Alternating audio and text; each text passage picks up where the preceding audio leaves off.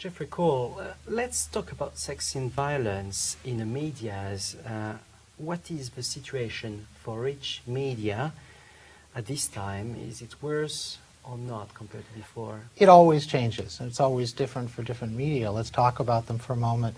But first, I think most people in France know this, but there's a real difference between how sex and violence are viewed in the United States than the way they're viewed in Europe. Americans profess great concern about violence, but what Americans are really concerned about, what American parents are really concerned about, is sex. And that's something, and I think Europeans have always been concerned about violence, but there's very little concern, I think appropriately so, in Europe for sexual images, except for violent pornography and violence against women and things. We're not talking about that. We're talking about just sex in the movies and sex in television. There's still a kind of Puritan ethic in the United States that's very, very embarrassed and very uncomfortable with sexual images that causes problems. If you look at our motion picture rating system in the United States, and our second most harshest rating, but the one that's the harshest is virtually never used, the NC-17.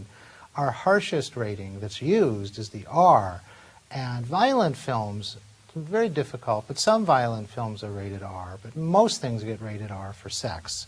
Americans still have, I would say, a fairly immature attitude towards sex, which is very different. There's a far, far different sophistication or acceptance towards sex in Europe. Having said that, talking about each of the media, start with the medium we always look at the closest, because it's the one that has the greatest influence on people, television, because television's in 99.2% of all American households. The figures are comparable in Western Europe. Right now, violence in American television is probably at a low point. That's a cyclical thing. The reason for that is the rise. I mean, it's a good thing, I think, that violence is at a low point. Unfortunately, it's because of the rise of reality television. And most reality television, whether it's Survivor, whether it's Big Brother, which are well known in Europe, or whether it's Joe Millionaire, which I'm sure you've heard a little bit about, most of it doesn't have issues of violence. There's very little violence in reality television.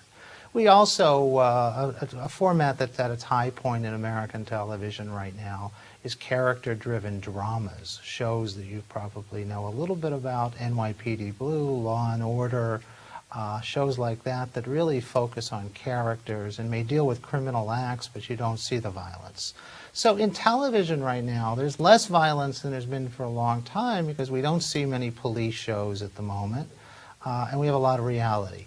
In the movies, there's two kinds of violence in movies. There's reality violence, which you see, which is really tries to portray real life situations. Could be things like Silence of the Lambs or about real crime. And then fantasy violence. And fantasy violence is off the charts in the United States right now, with Matrix, the second Matrix and the third Matrix to be released later in the fall, or Terminator 3, which just opened, or The Hulk, or even Pirates of the Caribbean, which is going to open in another week or two. So we're seeing more violence in the movie theaters than we've seen in a long time because of all these action films. Most of them, incidentally, aren't doing all that well. The Matrix had to do extraordinarily well, but it didn't do quite as well as people expected. Terminator 2 has done Terminator 3 has done respectably. But the people who are interested in violence, the medium that most concerns them at the moment is video games.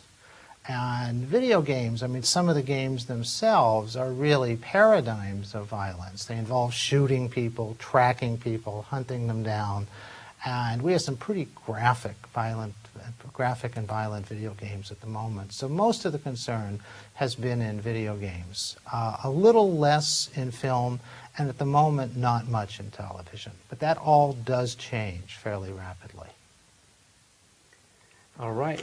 What are the next projects of the center? We have a couple things we're up to, all coming out of the work we're doing on the internet. We're looking at three things, and I'll try to describe them briefly. One is we've been fascinated by people's use of the internet for medical information. One of the things that really caught us off guard was finding that one of the heaviest uses of new users of the internet was looking at medical information. When people first go online, they almost desperately seek out information on every disease they've ever had, think they may have, or think they may get. Questions that they've never been willing or able to ask their parents or their friends or their physician. And that's a good thing to the degree that people are getting reliable information off of reputable sites. It's frightening if they're getting it from chat rooms or from rumor websites or things like that. We think medicine is one of the places that technology may really change more than anything else. We think if patients could email physicians, it might cut down on doctors' visits, it might help people treat themselves, but there are questions of liability. What if a doctor can't properly diagnose?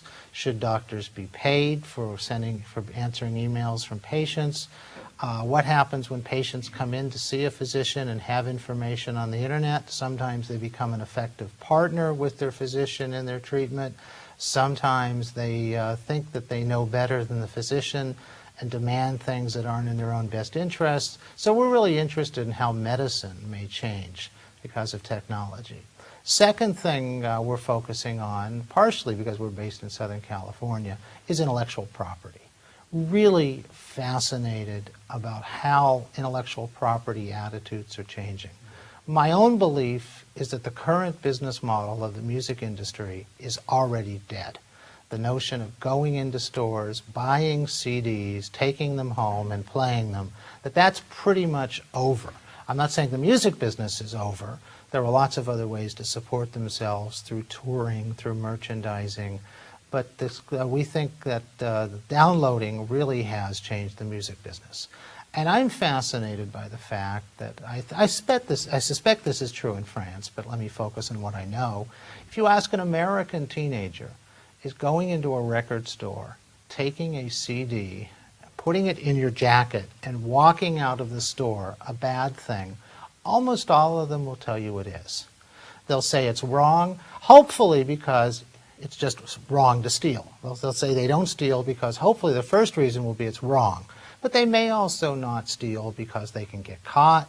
They may also not steal because they can see the person as they're walking out the store, and they may say, I don't want to cheat that person.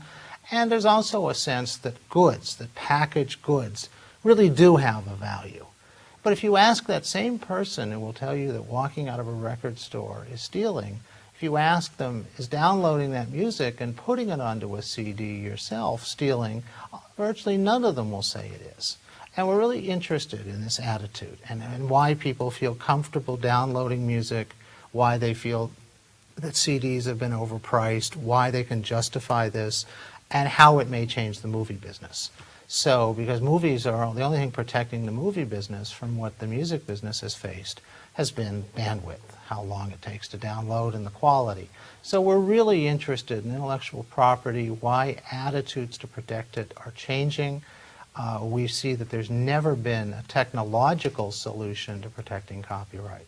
So we're going to look at those issues. And the last thing, and I'll be very brief here, really interested in wireless. Really believe, and incidentally, where wireless is concerned, the United States is practically a third world country.